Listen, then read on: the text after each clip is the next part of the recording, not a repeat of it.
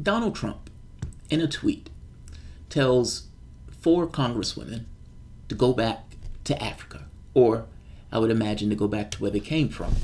3 of them essentially came from the United States. 1 of them came from Somalia as a refugee. He told them this because he didn't like the fact that they were criticizing him, his agenda, his policies.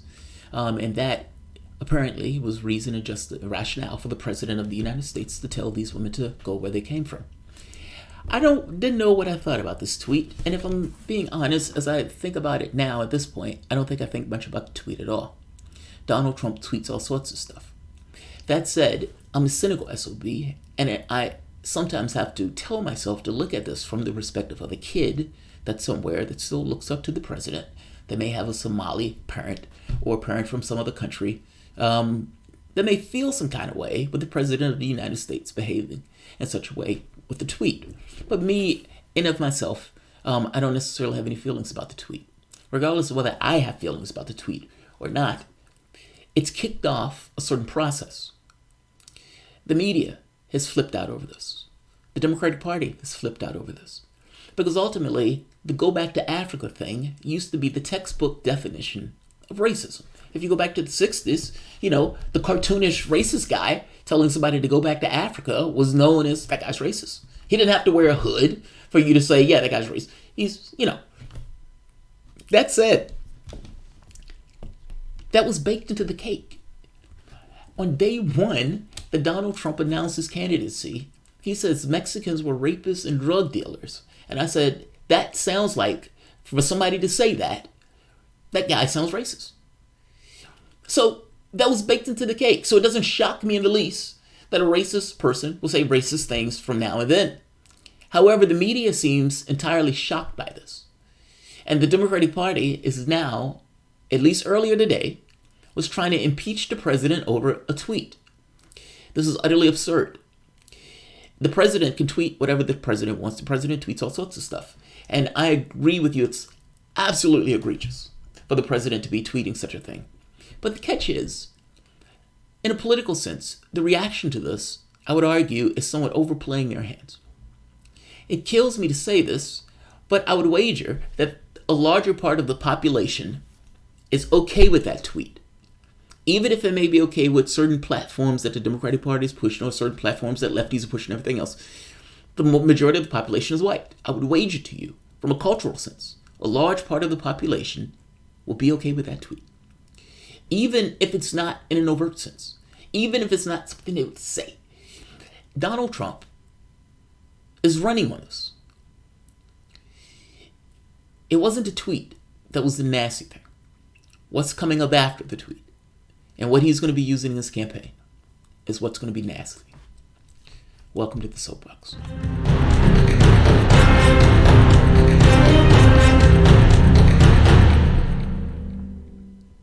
My name is Jamarl Thomas. This is the Progressive Soapbox. And yes, that's somewhat of a long intro, but I kind of wanted to explain a bit about my thought on it. I mean, I'm a cynical SOB.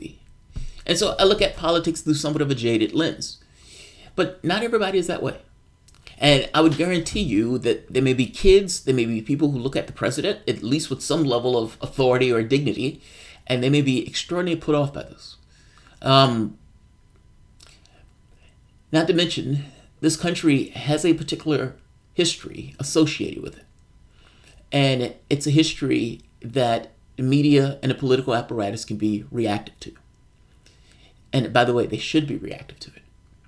Meaning, a president that's being racist shouldn't just be allowed to be racist in the open. He should be hit. He should be pushed down. And I'm always unclear on the amount of push down as opposed to the amount of espousing something else, meaning from the standpoint of a political vision. And I say that because we're in the context of an election. So the president being racist in and of itself is not a thing unto itself. And I don't even care all that much. Because again, this was somewhat baked into the cake for me when Donald Trump took office. I care more about what does it look like in the operative fashion, if that makes sense. Like, what does it look like in a sense of policy? And I think we see that to some degree in the sense of immigration. I think part of that is political, if I'm being honest. But either way, but the attacks that are going to take place in the next election, It's not the tweet that's nasty. It's what's being used, or what that tweet is going to be used for as a launching pad. Meaning Donald Trump is running on this. That tweet of go back to Africa, Donald Trump is using that as a somewhat of a political rallying cry and is running on that. His bet, and to some degree, I even believe he's probably right with this bet, as much as it kills me to say it, is that a large part of the population is not bothered by that tweet. A large part of the population care more about economic stuff. And if you had this election in 2016, the identity election, you had that election in 2016. If the Democratic Party is going to fight him on these identitarian grounds, you will lose. Donald Trump is running on this very particular point. And I'm going to show you a hate rally that Donald Trump just had. And it's one of the most disgusting moments in modern presidential history. And I think anybody who's watched this channel have known I don't like Trump, but I've been fair to Trump. I haven't necessarily dinged him when he didn't necessarily need to be dinged in the way that other channels have. I've given him somewhat of a fair shake. But in this case, assuming that the Democratic Party has overplayed their hand and that the media is overplaying their hand in regards to the outrage on this particular thing, he's running on this. But understand why. He has nothing else to run on. The American public is split on the immigration stuff, and at the end of the day, there's a crisis at the border.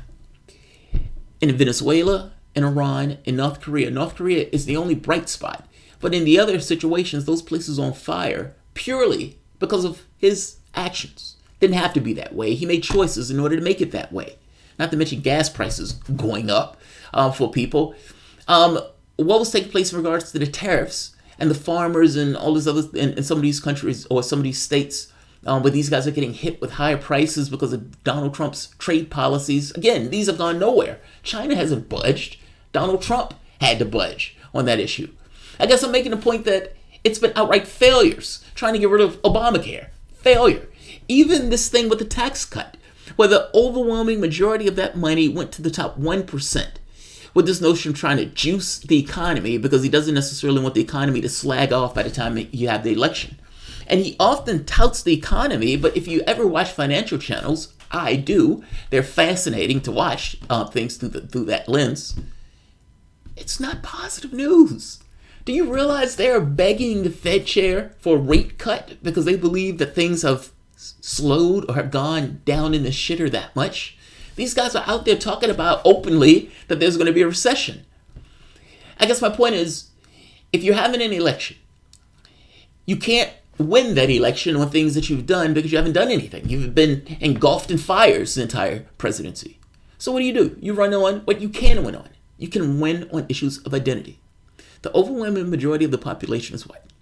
And it's not saying that they tilt in Trump's direction more so, but more so making this case that, in a cultural sense, they may get where he's coming from and may not care as much about certain things as opposed to others because people have their own issues. You know, identities have their own things that they care about to some degree. My point is this. I think Democrats are overplaying their hand. You have to hit them on this because the idea of the president telling people to go back to Africa, that's somewhat of a problem. However, he has now used this as a launch pad for his campaign and is now literally having hate rallies where he is ginning up the crowd in this frenzy, telling a freshman senator who I think is maybe 20-something years old to get out of the country.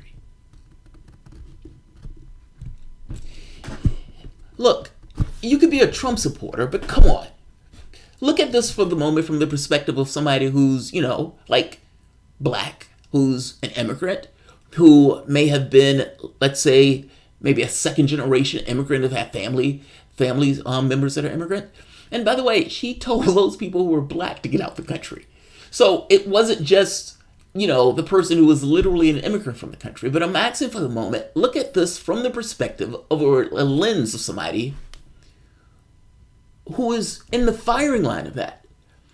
And I'm using that term literally in the firing line of that because you have no idea what lunatic might be at that hate rally that Trump is ginning up in order to go after this freshman senator. Look at this through somebody else's lens, man. This is problematic at best. All right. This is a rally that Trump has. Trump is now in campaign mode. And Trump is using this go back to Africa thing as a campaign stump speech of sorts. Listen to this. Medic screams. Send her back. Send her back.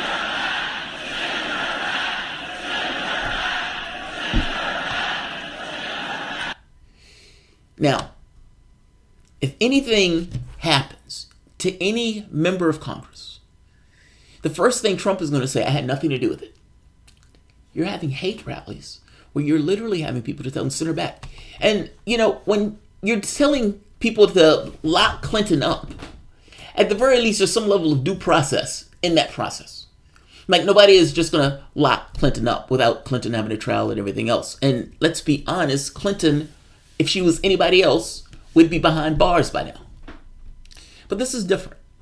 This is a member of Congress criticizing the country, the most American thing on the planet.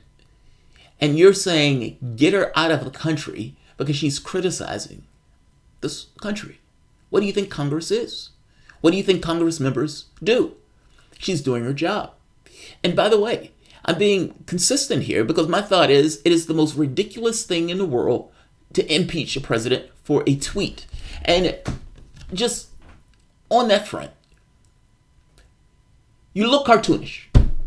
And I say you look cartoonish because the moment that you say we're going to impeach Donald Trump for the whole Russia stuff, yeah, that really doesn't make sense. You're trying to say that he was, that he was pushing off, I guess, justice.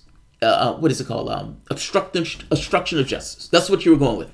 Fair enough.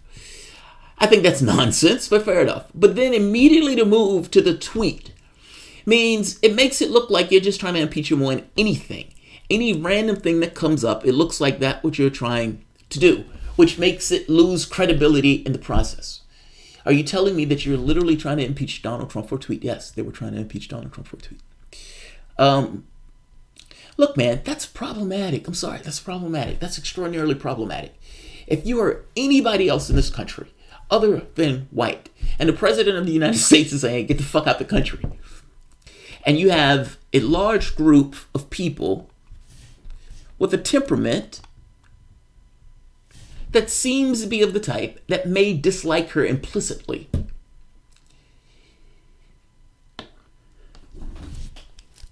Yeah. Look at this from somebody else's perspective for the moment. That looks bad. That looks bad. That looks extremely bad. She's 20-something years old. You're telling her to get out the country. And by the way, it's even worse because this is being done for a political effect. Meaning, he's using this as a campaign launching off point. You're demonizing somebody in the populace purely from the standpoint of, I don't have anything to run on, so this is what I'm going to run on. I'm going to run on immigration. I'm going to run on, she's an immigrant, so I get to hit her. Not to mention she's brown skinned. She's from one of those African countries. I can definitely hit her. And this crowd is going to fucking love me for doing it. And I don't understand how that's not problematic. Like, even if you're a Trump supporter, I can totally see you saying, I don't like her criticizing Trump, but is it not the most American thing in the world to do that? And should you immediately be kicked out of the country because you're criticizing the president of the United States or the policies that the president is doing? Are you serious? Are you serious? And are you clear that each and every person in that crowd is sane and is not going to take that shit literally? And do you really want to take that chance anyway? Like, are you so shallow in regards to what you have to run on that this is what you used to run on? It's going to be a hate campaign. It's going to be a hate campaign. And this is going to be fucking terrifying. Again, look at this for the moment for somebody else that's not necessarily white. It's not white. And by the way, if we're talking about the immigrant shit, I was here first. Fucking indigenous. Still ain't more racist than Uncle Joe, the The squad must denounce Antifa now. Be fair, JT. Calling the president a traitor is as bad. Look, I never called Trump a traitor. And by the way, that's the first point. I never called Trump a traitor. And I never thought Trump was a traitor in the sense of working with the Russians. So, on that point, at the very least, I have a certain degree of credibility that I wasn't in that camp. And this is not a tit for tat for me. This is the president of the United States going out, telling a bunch of people that will demographically love guns, and not just demographically love guns, have a history of doing shit that's pretty fucking havoc, degrading or violent. This is not a tit for tat. This is not he called them that first, and so I get to hit him. There is no tit for tat in this process. If I'm being honest, this is something very specific. The president of the United States, for the sake of his campaign and as a thing to run on, is using a 20-something refugee as a scapegoat for political reasons. I mean, come on. Like, there's politics and you're putting people's lives in danger. And I would hope that people understand the difference. And I gotta be honest. Even if you're a Trump supporter, I can see you supporting Trump and the very least saying, okay, this seems to go a little bit too far. It seems that he's, you don't necessarily want to whip up a crowd over one person. Especially somebody who's a congresswoman, as opposed to having a megaphone of a president. Do you realize the majority of the people don't even know who she fucking is? Like, when they're doing polling, only 9% of the public even knew who she was. I think it was 9%. 9% liked her. But most of the public didn't know who she was. If I'm not mistaken, I think it was like 72%. So essentially, a nameless person that's in Congress, that's brown skin, and that's from one of those foreign countries, is now the political scapegoat of Donald Trump that he's going to use to get votes. Please tell me that's problematic. And please tell me if the president of the United States doesn't have anything else to run on, that in and of itself should kind of wake you up to like, okay, yeah, that's a problem. The president should have something to run on other than scapegoating a refugee. I mean, for fuck's sake, he's whipping up a crowd. Like, this is not me making this shit up. The video is right here. And again, look at this for the moment from the perspective of somebody that's African American, because again, he sold black people to get the fuck out of the country. He just told 3 congresswomen, one of which was black, I think another one which was Dominica, another which was a refugee, and I think the other one was black. Fuck out. And the wild part about this is the most First Amendment criticism, the ability to speak your piece. What's the most un-American thing in the world to tell somebody to do? Shut up. And that's exactly what he is doing.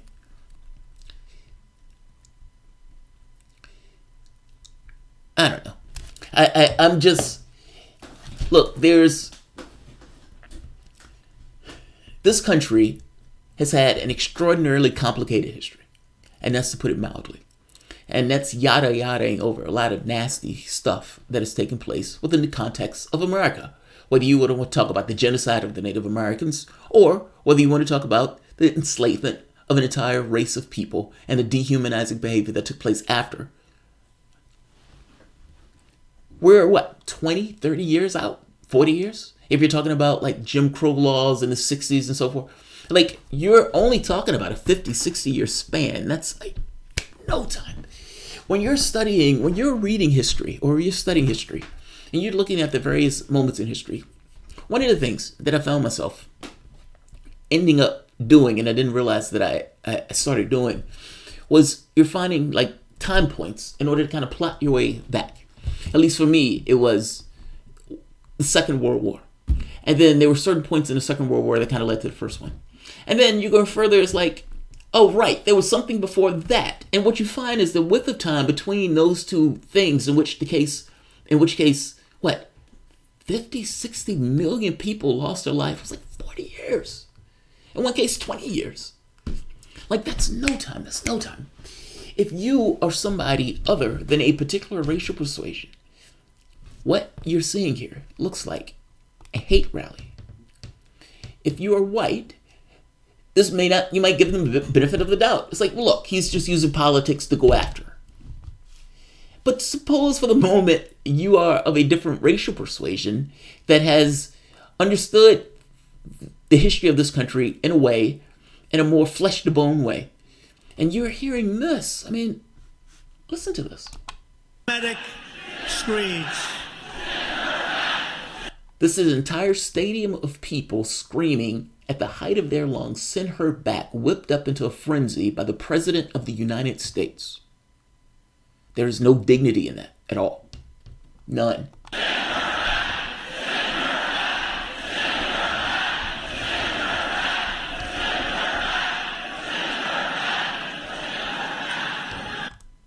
That's astonishing. That's astonishing. That's astonishing. I would love to hear somebody defend that. It was creepy when Kellyanne asked the reporter about her ethnicity. Immigrants are scared. That's why Trump set the tone. It empowers his nativists. Yes. Yes. That's exactly what it is. That's exactly what it is. That's my point. AOC versus Murray. I'll check it out. Xavier Foster. And trying to scream that somebody should denounce Antifa. Look, I don't know all of Antifa faults. I don't necessarily follow Antifa. But I don't necessarily think you need to scream at the height of somebody's lungs to denounce Antifa to realize that the President of the United States is whipping somebody or whipping stadiums full of people into a fury.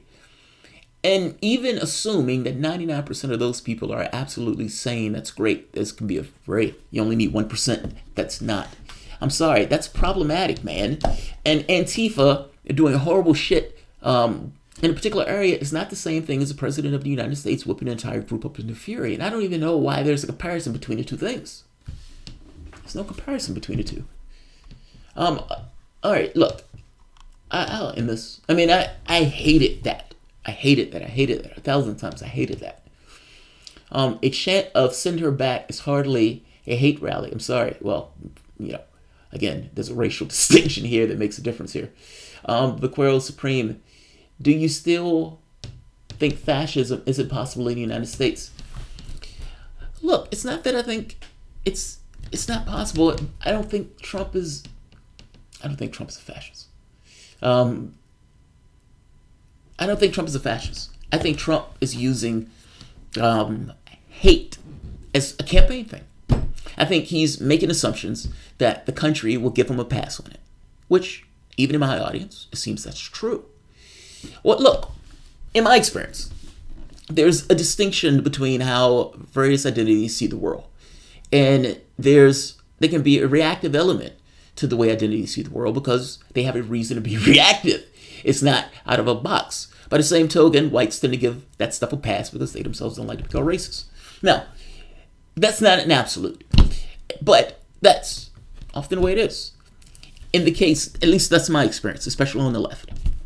Donald Trump whipping a crowd up, talking about sending the woman back. I'm sorry, that's problematic.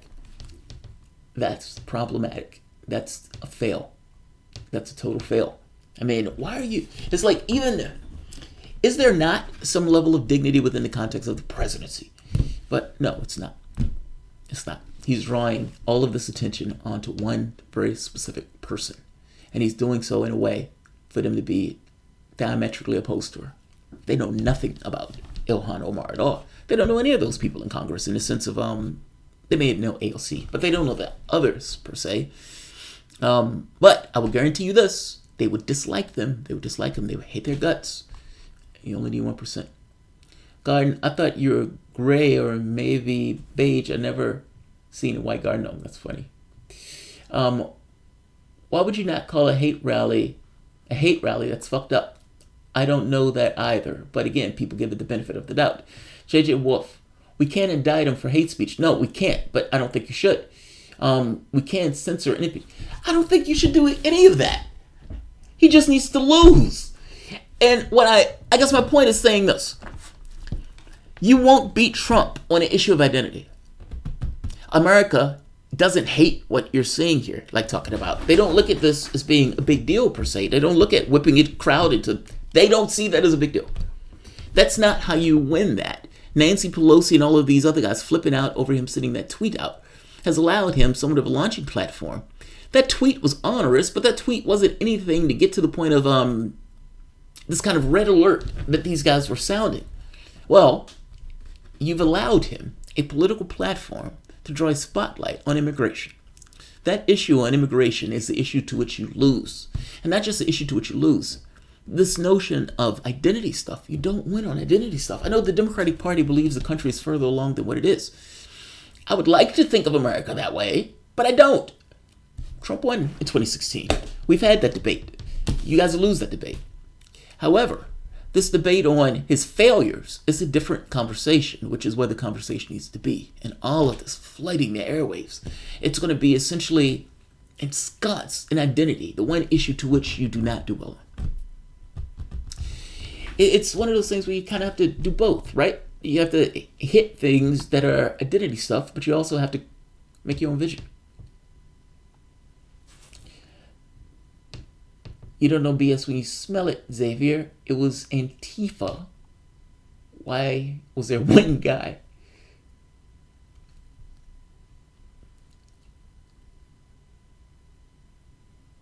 So you phosphorescent.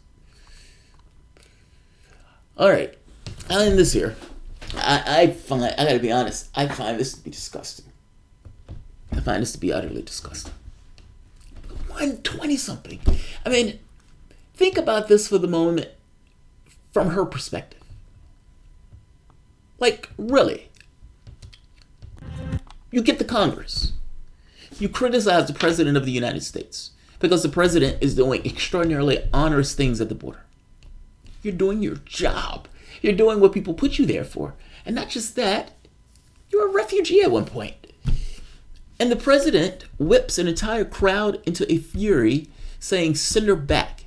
Now, you might say the send her back is not threatening. I don't necessarily know what needs to be threatening in that case. You have a mob of people screaming, send somebody out of the country. Get that person out of this country. Get them out. Get them out. Go back to Africa. What is she to think about this?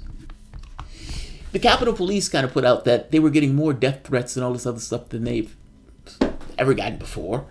And at this point now, this is Trump's campaign thing. This is his stump speech. This is what he's running on. And he's going to be going all around the country screaming to get this woman out of the country. Get this immigrant out of the country. Yeah, that sucks. That sucks. All right, I'll end it here. But here's this is the other point though. The fact that Trump is racist is not mind blowing. Like that's not. I was more shocked by people like wondering this question out in the media. Like, oh my God, I think the president might be. Is he racist? It's like these people have hated Donald Trump all this time, and at no point did they know. But this is exactly my point. They were willing to give him the benefit of the doubt. But why? Why are you giving him the benefit of the doubt? The guy comes out of an elevator talking about Mexicans are rapists and drug dealers. Is that true? Is there a reality is there a reality to that per se? Does he have knowledge on the ground of that being? No. He's bought that out of his ass. There was no people celebrating, on this after 9/11. He pulled all of this stuff out of his ass. And you have to ask the question, well, why would a person think that way? I am very rarely the person to call somebody racist. And I think you probably could find a single hand on one hand. I often find that it's not necessarily beneficial in terms of discussion because it doesn't do anything to discussion. Like it doesn't, it's subjective. Oftentimes you would have somebody overreactive, in which case they call it, and it's so gray that it's like, yeah, maybe, kind of, if. And then the left immediately says, no, it is, God damn it, it is. In which case, the right is like, we're not buying into that, and we feel like you're trying to tell us how we should think of our world. Look, that shit gets subjective. It's a gradient. However, there are times, like any other gradient, where things trend towards a particular side. Just saying.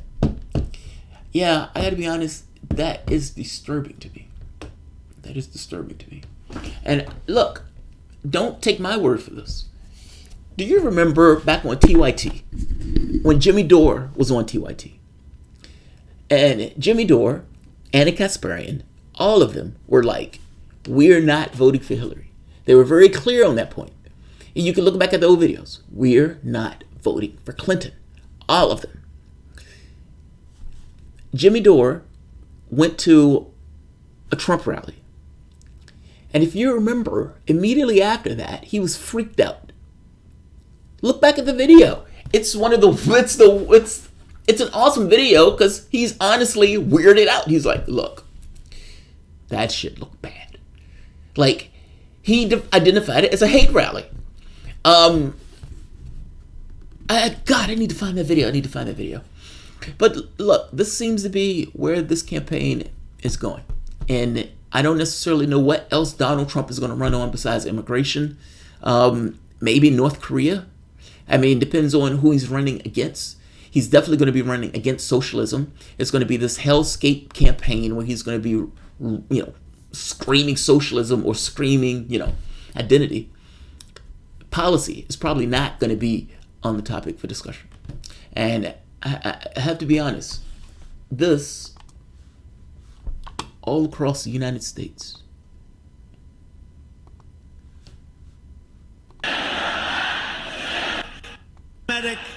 Screens. It's not the safest thing in the world. Just saying.